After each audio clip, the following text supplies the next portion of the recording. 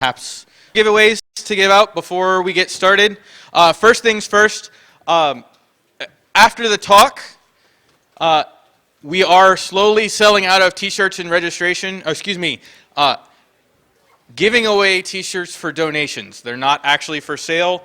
$15 for the shirts for this year in registration. There's a whole bunch of really nice shirts there, sized in, from a poor college student to fat hackers like me.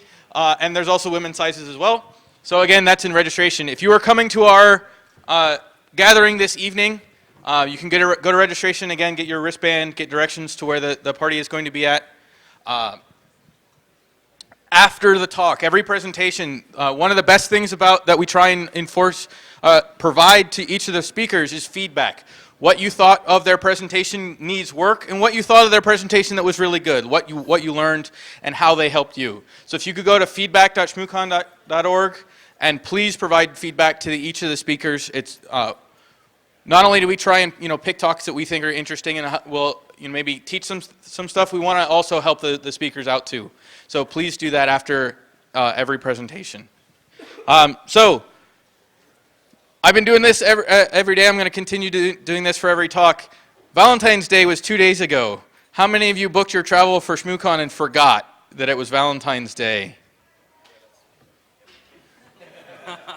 So perhaps for your significant other that was negatively impacted.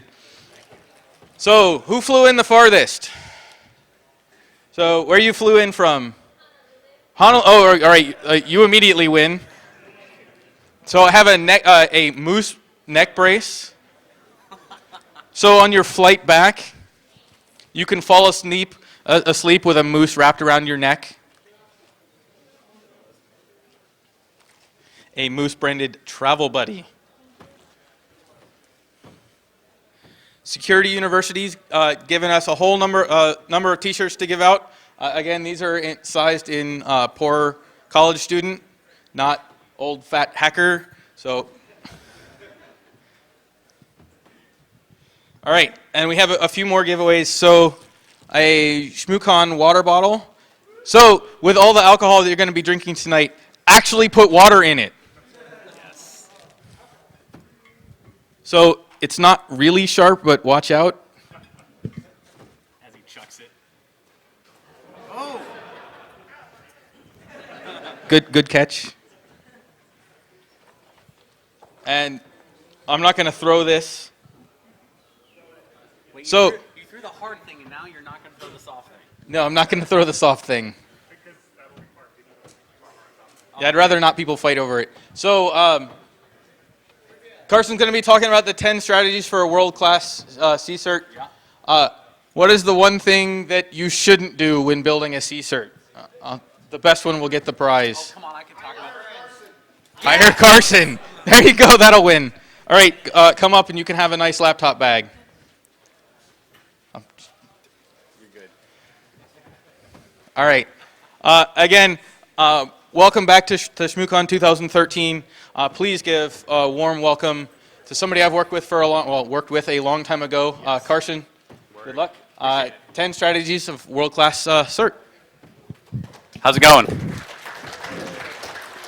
So I'm going to talk about a topic that's near and dear to my heart today. It's called computer network defense. So where are we, right?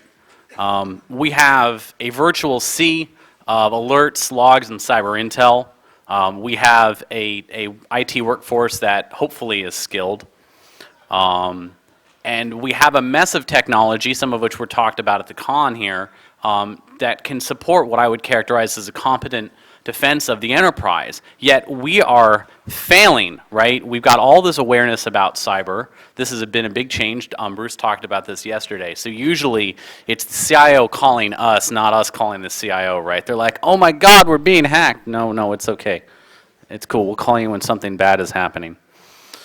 So why are we struggling? Well, there's a lot of reasons why, and so many talks here talk about that, but I would argue that in some regards we're our own worst enemy. We are not doing defense right, and it's not for technological reasons. So today I wanted to talk about as I see it, what are some strategies of a world-class computer security incident response team? And I'm going to talk about issues that cross-cut people, process, and technology. So the scope here, specifically, we're talking about computer network defense. Some people call it defensive cyber operations, whatever. There are organizations usually known as a CSIRT or a SOC or all these other terms I have up on this slide. So let's get right to it. The first strategy, put C&D in one shop. Don't fragment. Now, what am I talking about here? There's 5 pieces to it.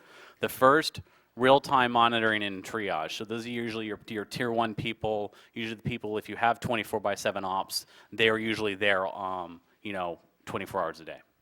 The second piece, the folks who are doing your in-depth analysis and response. So that's tier 2 and above, your malware analysis, so on and so forth. Your third area, people who are doing cyber intel collection and analysis, possibly some training to go along with that. Your fourth, the people who maintain your CSIRT tools. Now I'm not talking about all IT here. I'm just talking about sensors, the stuff that supports directly what this shop is doing. And the fifth are the people who engineer those capabilities. Time and again, we've proven that in order to actually have all these parts function in a manner that keeps pace with the adversary, you gotta close that decision cycle, right? We're not talking about months or years. We're talking about minutes and hours, right? I need to be able to turn my signatures around quickly. You can't do that if you fragment. There's all kinds of bad things that happen if you don't do this. So I'll simply say that if you bring all this stuff together, you're going to synchronize your ops tempo pretty well, hopefully. Second strategy, you need some authority. You find bad stuff. Hey guys, something bad happened. Maybe we need to go do something about that. Hopefully you have some teeth, right? So let's talk about some of the authorities. Now some of these could be inherited or they can be actually written down on paper. The first one, be the one, and usually, not always, but usually the only organization for your given constituency that has the job of doing C&D. The second, you want to be the decision authority, at least in part, for response. Okay, so being able to go block that stuff, go redirect things, et cetera, when it's appropriate. Now, blocking, I'm going to talk about this later, but just, knee-jerk reaction, block something, not always the best approach. The third, you need to at least be a participant in actions that can potentially prevent incidents. All right, so hey, that patch came out, go deploy the patch, go, put up a firewall block before you get totally ponzored. Well, you probably are, but that's another story. Fourth, you should be able to communicate directly with the people who are stakeholders in this. So we're talking about everybody from the head of your company, your agency, your whatever you work for, right? You need to be able to talk to them all the way down. Law enforcement, sometimes if you may have a role talking to, industry or the press, right? Having to ask permission to go talk to a CISO, not a good scene. Fifth item, you should be able to acquire, deploy, and operate your own freaking tools. How many times have I talked to organizations who are like, oh yeah, we'd love to deploy that signature, but we can't. Fail. And the sixth, you should be able to collect and retain whatever information you need, to include full PCAP data, log data, etc. Now, I make all these recommendations with the following qualifier. You need to be able to wield these authorities with great care towards your mission, your business, whatever it is your constituency is in the business, government, industry, or what have you. So you go and you say, oh my God, we've got to turn off all these computers in response to this incident. Be careful when you do that, because you could backfire if you're not right.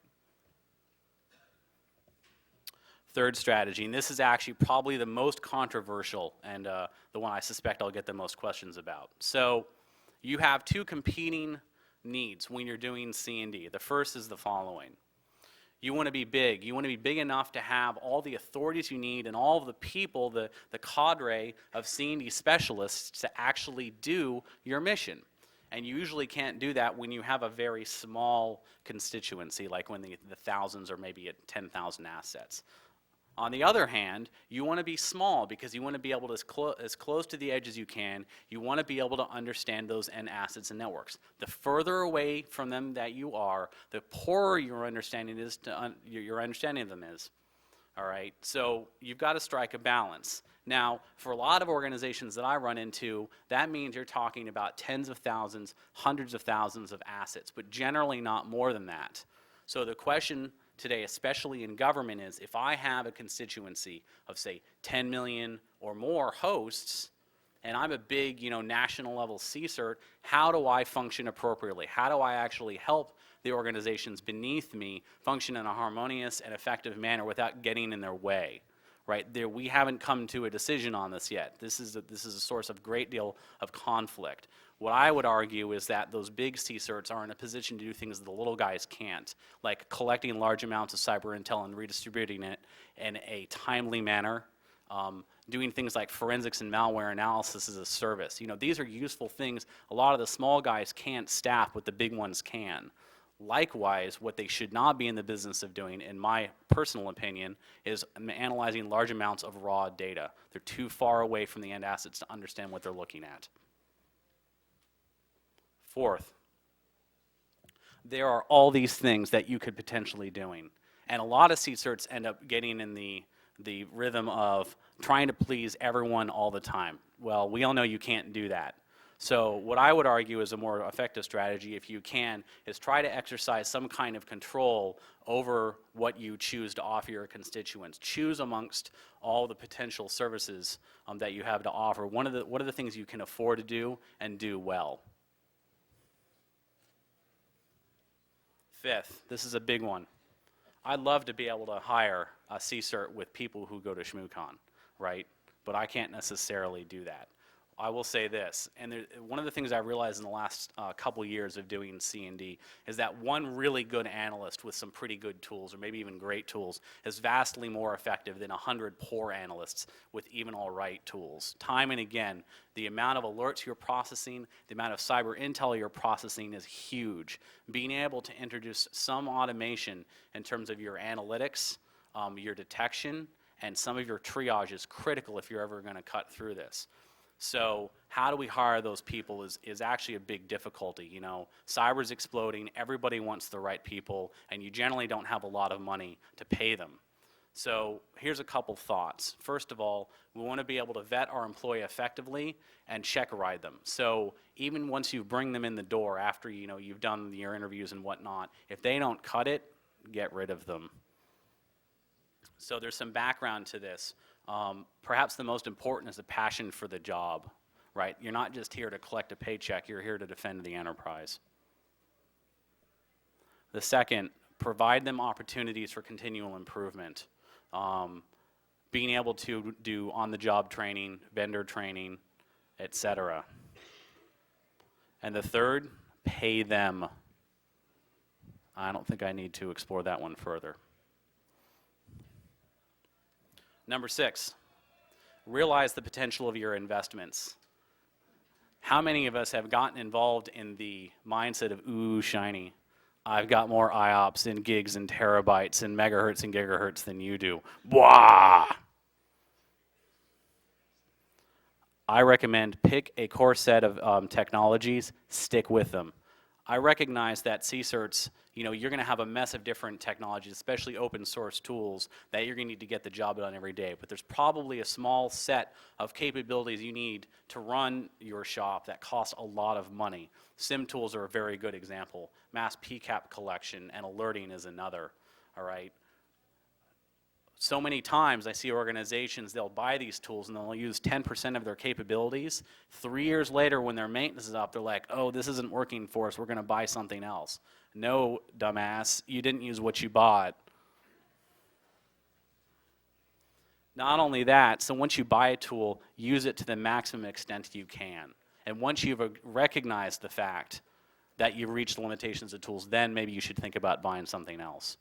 I should also mention, make sure you engineer to your operator's requirements, right? Again, this goes back to bring your engineering into the same shop that's doing ops. You will reap the rewards, I promise you.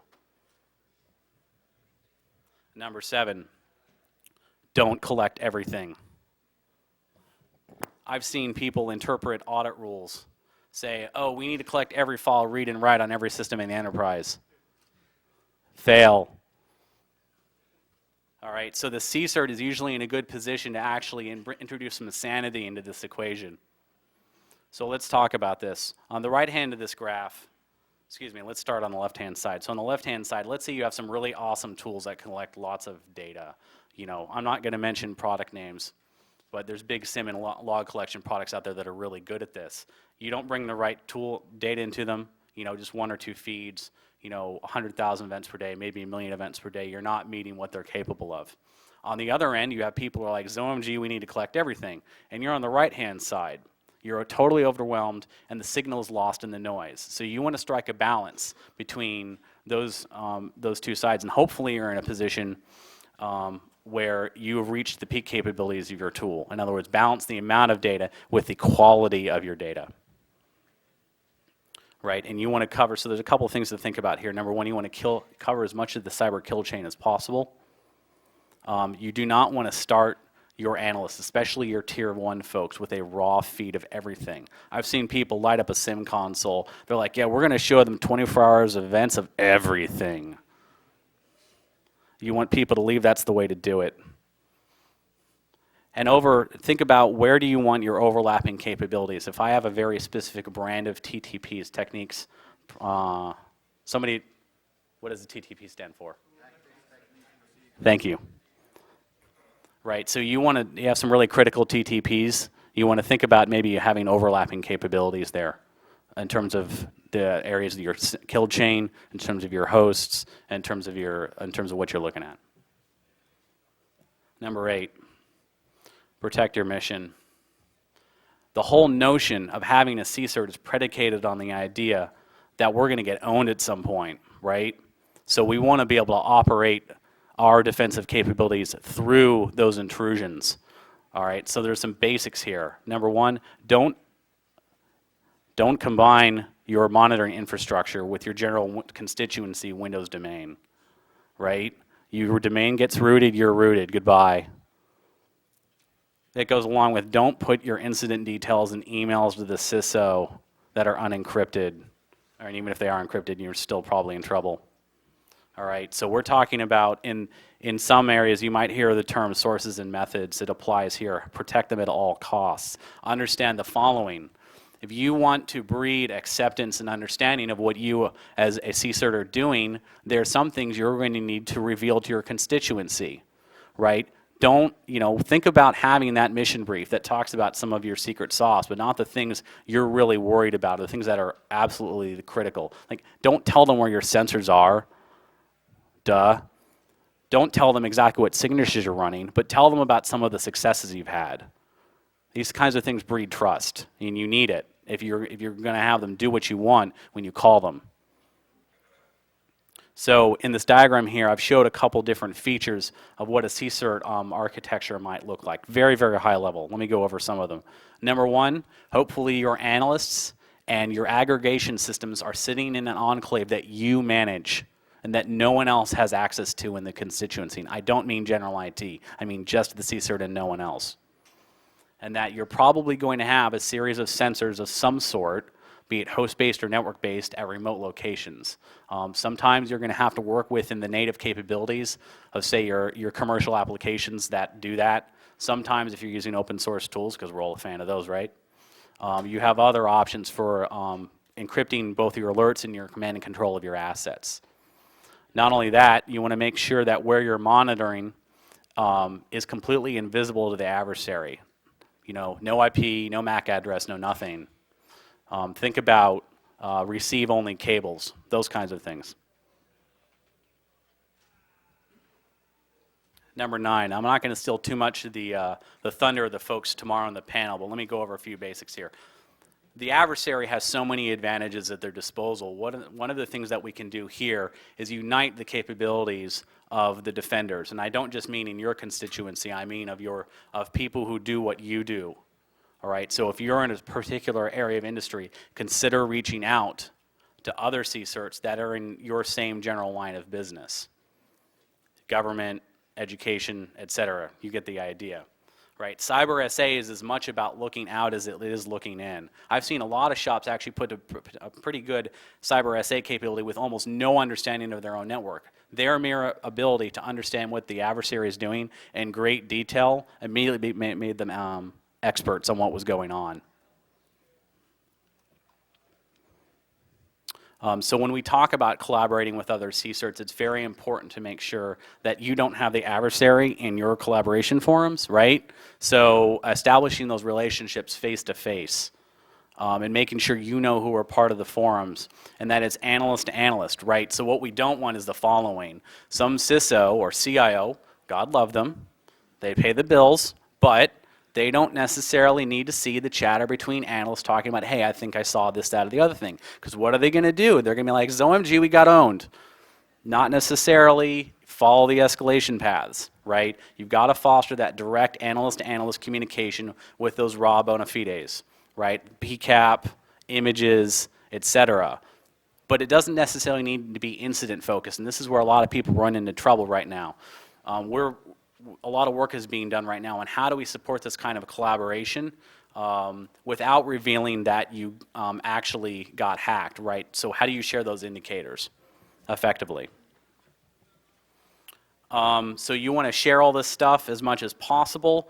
It can save you years and years worth of work. I've seen organizations blow through piles and piles of cyber intel reporting, right, from the internet, build these huge indicators list, and then share them with their partner CSERTs. It saved them years of effort. This is a huge win if you can do it. So chances are, as a CSERT, you feel like the ugly duckling compared to almost anyone else in your constituency. You're probably one of the few organizations that do something related to computer network defense, and you're like, oh, nobody loves us, right? Because you're always bringing bad news. So when you do these kinds of things, when you reach out to these other organizations, you build a sense of community, which can really help your analysts, I don't know, not quit. The 10th, oh, this is my favorite. Dude, senior visibility, not a challenge. What does an EMT do when they show up to the scene of an accident? They run in with their hair on fire? No. They calm everybody down, right? That's your job. Don't jump to conclusions. If you think some system has been owned, you can't just go in and be like, OMG, we need to turn it off, okay? Talk to the system owners.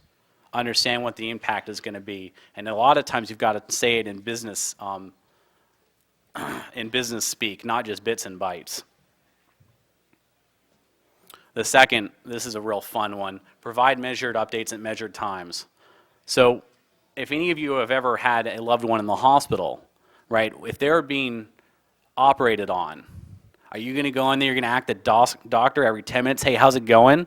No, because that's going to prevent them from getting their job done. It's the same thing here. If you are being asked by your constituency seniors every day, or perhaps multiple times a day for updates on the incidents, that can impact your ability to actually process what is going on with your incident. Because you're not always going to know what's going to happen as soon as you found it. In fact, you never do, right? So you've got to give your analysts the ability to continue analyzing. Blocking is not always the best thing to do. We're realizing this much more and more and more. Watch your adversary. What are they interested in? What are their TTPs? What are they after? Where are they on your network? You go reformat, reinstall. The first time you think you see an incident, congratulations, you now have no idea what other hosts were connected to that in absence of other data. So sometimes you got to think real hard about when do you want to pull the plug. So my message is this. When we talk about how do we do network defense effectively, there's three things to consider. People, process, right, and technology. There's all the issues we're talking about here cross-cut all three areas. So to this end, I've done the following. I've written a book that actually back up these slides. I'm giving it away for free. It's entering the public release process through my company, MITRE, and I'm happy to give it to any of you if you're interested once it's done. Because I'm not gonna make any money on this, so I just figure why the hell not, right? So if you want to email me, it's carson@mitre.org, not .com, .org. Questions? In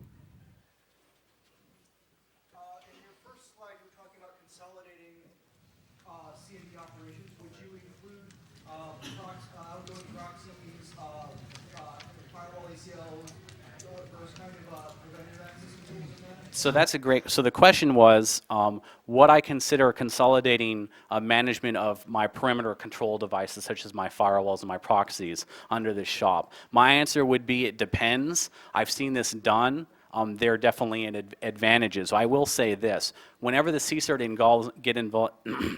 gets involved in any effort where they're managing any kind of inline device, be it on the host or on the network, they immediately become blamed for everything. Hey, the network is slow. It's a CSIRT again. Stupid security, right? So, yep. Especially on the host. Oh my God, our printers aren't working. It's your hips again. Except that's true.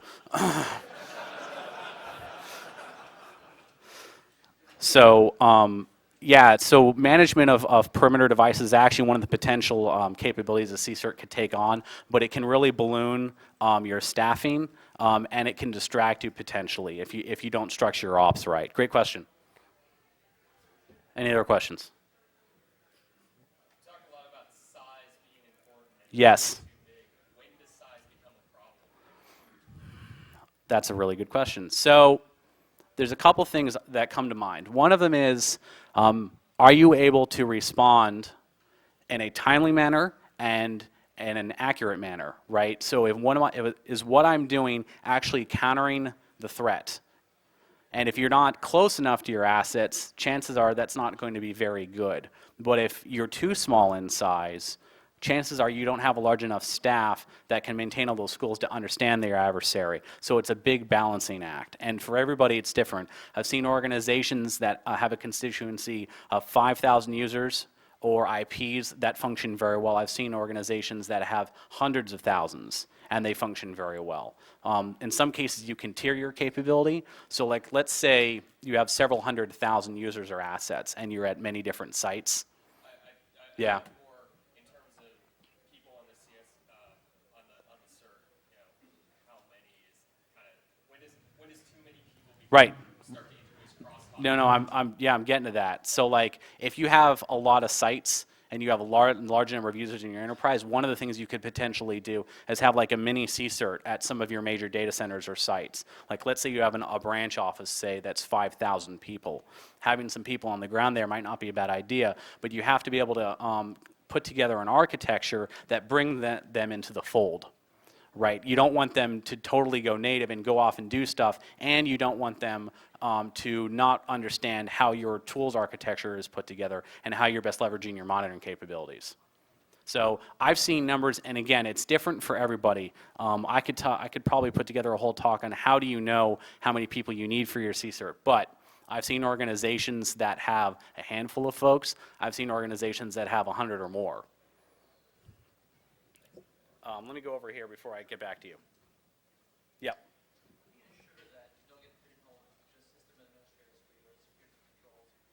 How do you get, I'm sorry, repeat the question? How do you ensure that, let's say you have at upper levels of management, you might get the opinion that what you do is, let's say maybe Okay, so the question is how do you avoid being pigeonholed, being recognized just as the admins for these capabilities?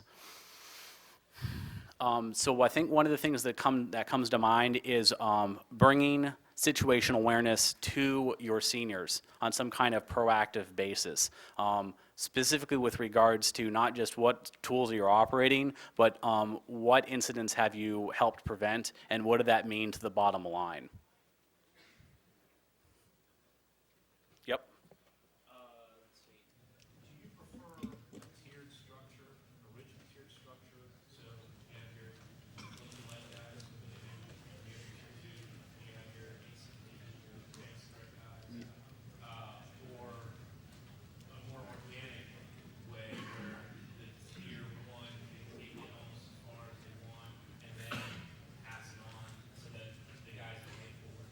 Okay, so that's a really good question. So the question was, is do I prefer a regimented tiered structure where, you know, the tier one only does blinky lights and the tiers two plus have a much longer window, and or do I favor a method where I think doing freeform is better? So I would say do what works for you. I prefer a tiered structure, and here's one reason why. If your tier one people are allowed to spend more than, say, several minutes or close to an hour on incident, what have they missed in the meantime, right? So you've got to make sure that that ops window, that time window they're allowed to look at it to give an alert or set of alerts is small enough that they don't, a bunch of other stuff doesn't scroll by in the meantime. The other thing I would mention is that the ConOps I'm used to is where if you have people in tier one who demonstrate a lot of out-of-the-box thinking, generally you're going to promote them, right? And that's all about being able to retain your employees effectively. Other questions? Go ahead. Back to the bigger side of it. Yes. Can you come up with any examples of large organizations that can do some of those services you were talking about overall threat analysis and malware analysis as a service to smaller constituencies underneath them that have been able to effectively give those services? So I don't work for any of them, so I can't really attest to it. So you're looking for positive examples? Yeah, I'm kind of getting an idea of what structures work because I have a pretty good idea of what ones don't. So I don't personally, but I think there's probably some folks in this room who do. There's a defense industrial base that tries to do that. Yeah. It's mainly stages of phishing. So the gentleman in front row here mentioned that there's a defense industrial base scenario where they share information that seems to be pretty successful. Again, I see a lot of value in peered relationships. Those are the kinds of scenarios I've seen work really well because you see each other as equal and you don't have any 1,000-mile screwdrivers, if that makes any sense. Other questions? I could be here all day. Way in the back. Yes, you mentioned the notion of the advantages of having regimented tiers. Yes. We use something very similar to that ourselves. But how do you get that balance in place to, because obviously being that tier one person, just starting out, earning their chops, it's a painful process. It can be brutally boring to do that. How do you help keep these people engaged so that the first opportunity they have to do anything else, they're not fleeing for the woods? Okay, so the question is how do I keep tier one from fleeing? How do I reduce the monotony? I can think of a couple things. The first is cross-training and rotating through functions. So there isn't necessarily just one tier one job. For instance, there are some people who could potentially rotate in and out of routine network scanning. I don't mean pen testing, I don't mean vulnerability assessment. I mean like, hey, I'm going to go run my Nessus on my network every week or something, right? There are other roles that are involved in collection and at least initial analysis of all the cyber news and cyber intel out on the internet, all right?